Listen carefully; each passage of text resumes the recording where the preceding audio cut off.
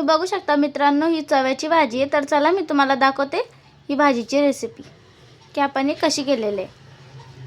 मित्रांनो, आज आपल्याला करायची चव्याची भाजी, ती पण हिरव्या मिरचीची। चला आपण याला आधी शिजवून घेऊ कुकरमध्ये। तर तुम्ही बघू शकता आपण टाकून दिली। तर चला आपण हिला आता शिजवू। आधी आपण धुवून घेऊ, त्याच्यानंतर आपल्याला शिजवायला टाकायची। आपण चवा धुवून घेतलेला आहे। आता शिजताना टाकायचं आपल्याला 1 चम्मच मीठ आणि झाकण लावून सोडून द्यायचं। याच्यावर आपल्याला 5 शिट्ट्या होऊ द्यायच्या। चला आपण शेंगदाणे लावून चव्याची भाजी करणार आहे। तर आपण शेंगदाणे जेवढे दिसतात तेवढे नाही घ्यायचे, आपल्याला कमीच घ्यायचे आणि हा जो मसाला आहे तो आपल्याला भुजून घ्यायचा। तर आधी टाकून दिले आपण तव्यावर मिरच्या। त्याला छान भुजून घेऊ आपण। मिरच्या पण छान भुजल्या आणि त्यात थोडंसं लसूण आणि अद्रक भुजून घेऊ। काही झालं आपलं भाजून। आता आपल्याला थोडे भाजायचे शेंगदाणे। चला आपण थोडे शेंगदाणे भाजून घेऊ।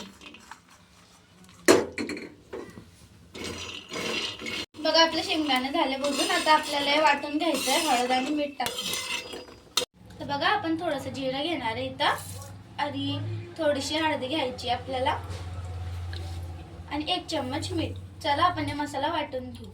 तेल झालेलं आहे गरम। आता आपल्याला टाकायचा आहे मसाला।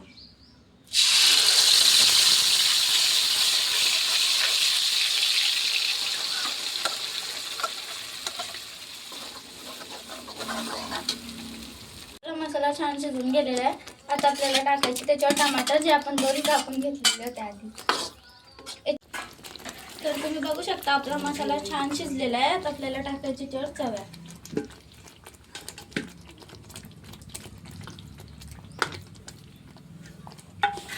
चव्या आपण पुढे टाकून देऊ त्याच्यात आणि छान हलवून घेऊ।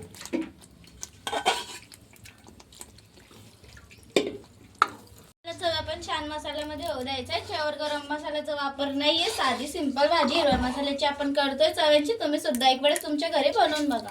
झालेली आपली भाजी। आता आपल्याला थोडंसं घ्यायचं इकडे पाणी। कशी आपली भाजी ना चपाती सोबत आणि भातासोबत खूप छान लागते। बघू शकता मित्रांनो किती छान आपली हिरव्या मसाल्याची चव्याची भाजी बनवून तयार झालेली आहे। आपण इथं गरम मसाल्याचा कशाचाच वापर नाही केलेला आहे। कोथिंबीर आपण वाटून घेतलेली आहे, वरतून पण नाही यूज केली आपण कोथिंबीर। तुम्हाला ही भाजी कशी वाटली मला कमेंट करून नक्कीच सांगा आणि हिला पोळी सोबत किंवा भातासोबत पण तुम्ही खाऊ शकता। तर तुम्ही बघू शकता मित्रांनो किती छान प्रकारांनी हिरव्या मसाल्याची चव्याची भाजी आपण बनवून तयार केलेली आहे। आणि हिची चव दिसतात तुम्हाला ते मसाल्यातून आपण काढून घेतलेलं आहे। एवढी छान भाजी आहे ही, तेवढी दिसायला टेस्टी तेवढी खायला पण तितकीच टेस्टी आहे। तुम्हाला जर ही भाजी आवडली असेल तर प्लीज मला कमेंट करून सांगा।